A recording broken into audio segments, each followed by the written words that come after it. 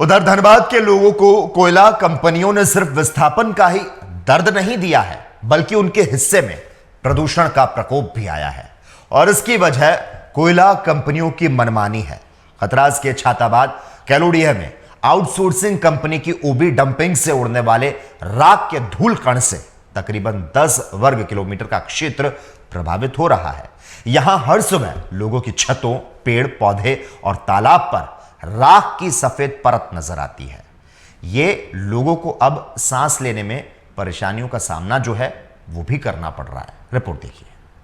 धनबाद में कोयला खदानों से कोयला निकाला जा रहा है तो देश रोशन हो रहा है, लेकिन उसकी कीमत यहाँ के लोग चुका रहे हैं, अपना बहुत कुछ गंवाकर। कतरास के छाताबाद और कैलोड़िया आइए, यहाँ चारों तरफ हवा में सफेद राख तैरते मिलेंगे, जो लोगों के सांसों में दाखिल होकर उनकी उम्र कम कर रहे हैं।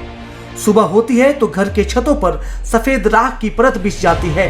पेड़ पौधे हो या तालाब, सफेद धूल की परत दिख जाती है। 2 लम्हा बाजार में खड़े रहिए तो आपकी बाइक की सीट पर सफेद परत नजर आएगी। ये हालात बने हैं बीसीसीएल और आउटसोर्सिंग कंपनी एसडीटी डेको की मनमानी से। देखिए, यहाँ पर चूंकि कोयलरी बेल्ट है यहाँ पे और अगल बगल में आउटसोर्सिंग बेतरतीब आउटसोर्सिंग चल रहा है। वहाँ पानी छिड़काव का नहीं कर रहा समय समय पर, इसकी वजह से आप आउटसोर्सिंग चलाइए, लेकिन हमको इसका एतराज़ नहीं है। लेकिन डीजीएमएस का जो गाइडलाइन है और जो पोल्यूशन विभाग का जो गाइडलाइन है उसको आप फॉलो नहीं कर रहे हैं। टाइम से पानी छिड़काव नहीं कर रहे हैं। ब्लास्टिंग जो कर रहे हैं उसमें काफ़ी पोल्यूशन उड़ रहा है, डस्ट उड़ रहा है, जो हमारे पूरा एरिया चारों तरफ फैलता है। उससे छोटे छोटे बच्चों को बहुत सारी परेशानी हो रही है। अगर इस तरह अगर रवैया रहा और यहाँ के लोगों का हालत बुरा लग रहा है कि बीमार पड़ते जा रहा है, बच्चों लोग सांस लेने में दिक्कत आ रही है। प्रदूषण से जो है एकदम जीवन अस्त व्यस्त हो गया है। हम लोग रात में सो नहीं पा रहे हैं और कपड़ा वगैरह अगर घर में सुखा रहे हैं छत में तो पूरा सादा हो जा रहा है और हम लोग का छत जो है पूरा एकदम सफ़ेद हो जा रहा है। ये बीसीसीएल में जो है आउटसोर्सिंग जो आया है उसके कारण जो है यहाँ प्रदूषण फैल गया है। हम लोग का जीना मुहाल हो गया है। तो सांस लेने में प्रॉब्लम हो रहा है। अस्थमा का है जो बीमारी हो जाएगा। हम लोग खांस रहे हैं रात भर, आँख जल रहा है। मामला है सर कि बहुत डस्ट उड़ रहा है एकदम। रात को छत्ता में हम लोग सोने से पूरा सादा एकदम सांस लेने में भी दिक्कत हो रहा है। एकदम बहुत डस्ट उड़ रहा है। बीमारी हम लोग का हो जाएगा जिस तरह से उड़ रहा है, कसम से। सुबह उठते देखते पूरा एकदम सादा एकदम डस्ट एकदम लगाए हुए हैं। अभी 2 मिनट में गाड़ी लगाया, 2 मिनट में इतना डस्ट उड़ के आ गया है, देख लीजिए। तब अगर अंदर जाएगा शरीर में खराबी करेगा कि नहीं करेगा बताइए? शरीर में तो खराबी करेगा ही। देखिए 2 मिनट भी नहीं हुआ गाड़ी में, इतना डस्ट बैठ गया गाड़ी में, देख सकते हैं आप। दरअसल बीसीसीएल गोविंदपुर एरिया 3 के छाताबाद कैलोड़ी में एसडीटी डेको आउटसोर्सिंग कंपनी उत्खनन कर रही है। परियोजना के पास ही ओबी डंप भी किया जा रहा है। डंपिंग के दौरान जले हुए ओबी की राख हवा में उड़कर रिहायशी इलाकों की आबो हवा को प्रदूषित कर रही है। बताया जा रहा है कि कतरास का तकरीबन 10 वर्ग किलोमीटर का क्षेत्र बीसीसीएल का ये प्रदूषण झेल रहा है।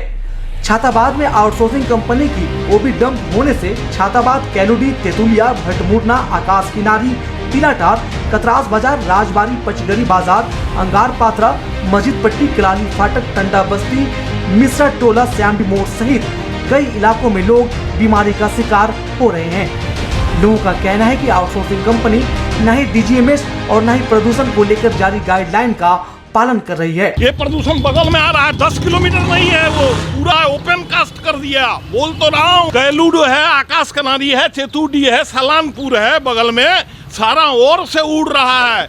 लोग सांस को खुजलाता है वो डस्ट, वो प्लास्टिक पेंट है।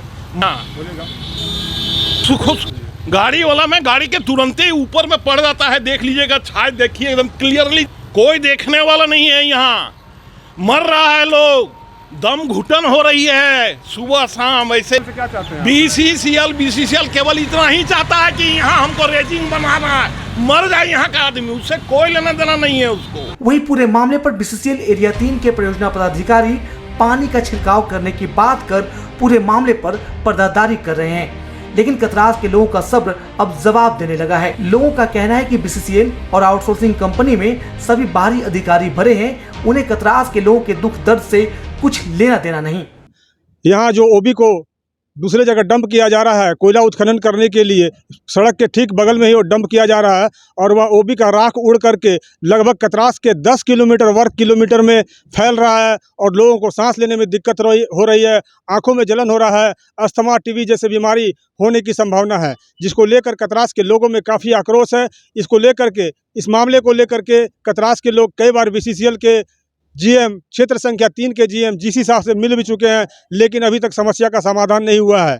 अगर इसी तरह चलते रहा और लोग प्रदूषण से ग्रसित होते रहें तो आने वाले समय में कतरास के लोग सड़क पर उतरने से भी परहेज नहीं करेंगे, ऐसा कतरास के लोगों का कहना है। कैमरा पर्सन पृथ्वीराज के साथ TV45 न्यूज के लिए विनोद राज, बागमारा, धनबाद। वहीं इस खबर पर ज्यादा जानकारी देने के लिए इस वक्त हमारे साथ धनबाद से हमारे संवाददाता विनोद रजक फोन लाइन पर जुड़ चुके हैं। विनोद रजक जी, हमने आपकी भेजी हुई रिपोर्ट को देखा और इस रिपोर्ट में जो स्थानीय लोग हैं उनको भी सुना। वो साफ तौर पर कह रहे हैं कि सुबह जब उठते हैं तो कोयले के धूल की जो मोटी परत है वो जमी हुई नजर आती है। यहाँ के जो स्थानीय लोग हैं उनको आपके भेजी हुई बाइट में हमने सुना, वो कह रहे हैं कि प्रदूषण को इतने खतरनाक स्तर पर तो कभी नहीं देखा। ये अपने बच्चों के स्वास्थ्य को लेकर भी चिंतित हैं और कुछ बुजुर्गों को तो हमने ये भी सुनते हुए यहां पर देखा जाना कि वो कह रहे हैं कि हमारे पास जीने के लिए कुछ साल और हैं। इस प्रदूषण का सबसे बुरा असर जो है वो जाहिर है युवाओं पर पड़ेगा। सवाल यह है Vinod ji, Bharat coking coal limited द्वारा खनन गतिविधियों में वृद्धि और इसके प्रभाव को कम करने के लिए कौन से उचित उपाय किए जा रहे हैं, और अगर किए जा रहे हैं तो धूल कण जो है, जो प्रदूषण है, वो आखिर क्यों बढ़ रहा है? जी लोकेश, BCCL का उद्देश्य, जैसा कि हमारे दर्शकों ने भी कहा, कि सिर्फ कोयला का रेजिंग करना है और अपने आय को बढ़ावा देना है, लेकिन स्थानीय स्तर पर जो लोग रह रहे हैं उनके लिए किसी भी तरह का कोई सेवा प्रदान करना नहीं है। जबकि एक BCCL का फंड होता है, CSR फंड, उसके तहत आपको 10 किलोमीटर एरिया में बिजली, पानी, स्वास्थ्य, पार्क आदि निःशुल्क प्रदान करना है, लेकिन ऐसा कुछ भी नहीं होता है। दूसरा सवाल है, खान अधिनियम 1952 के तहत जो सुरक्षा मानक है उसका पालन नहीं करते हैं। DGMS खान सुरक्षा महानिदेशालय का जो नियम है उसका पालन नहीं करते हैं और उत्खनन करते हैं। अधिकांश काम आउटसोर्सिंग कंपनियों को दे दिया गया है और आउटसोर्सिंग कंपनी अपने मन मुताबिक काम करती है। जब हैवी ब्लास्टिंग होती है तो लोगों के घरों में दरार आ जाता है। कभी अगर मौका मिला तो मैं आपको धनबाद के आउटसोर्सिंग कंपनी और बड़े बड़े ओपन कास्ट प्रोजेक्ट को घुमाना चाहूंगा, तब आपको बिल्कुल समझ में आएगा कि किस तरह से लोग यहाँ पर घूट घूट कर जीने को विवश है। प्रदूषण को लेकर कितना बुरा हाल है कि लोग घर से निकलना बंद कर दिए हैं। सुबह जब लोग रात में जब छत में सोते हैं तो उनके चादर के ऊपर पूरा परत बन जाता है। जो पहले उत्पादन होता था 15-20 साल पहले, जो खदान बंद हो गया था, BCCL फिर से उसको चालू कर रही है। और आप जानते हैं कि अधिकांश क्षेत्र यहाँ पर जो है अग्नि प्रभावित क्षेत्र है।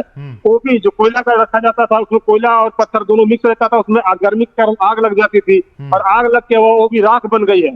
अब उस ओबी को हटाया जा रहा है आउटसोर्सिंग कंपनी के द्वारा, और जब उसे डंप किया जा रहा है तो ना तो पानी छिड़काव किया जा रहा है, ना किसी पर्यावरण का जो सुरक्षा का मानक होता है उसका BCCL के द्वारा पालन किया जा रहा है। तो लोग विनोद, जिस तरह से आप बता रहे हैं कि BCCL वाले कह रहे हैं कि कुछ कदम उठाए गए हैं, कुछ आग वाले खदानों को बंद कर दिया गया है, लेकिन घूमने घुमाने की बात तो सही है जो आपने कही, लेकिन हाँ, जो स्थानीय लोग हैं उनका जो दर्द है उसे भी हमने समझने की बखूबी से कोशिश की। वो बराबर प्रदूषण के बारे में शिकायत कर रहे हैं। अब देखना होगा जांच कब की जाती है, इसे नियंत्रण में रखने के लिए आगे उपाय आखिर कब शुरू किए जाते हैं। धन्यवाद विनोद, तमाम जानकारी देने के लिए।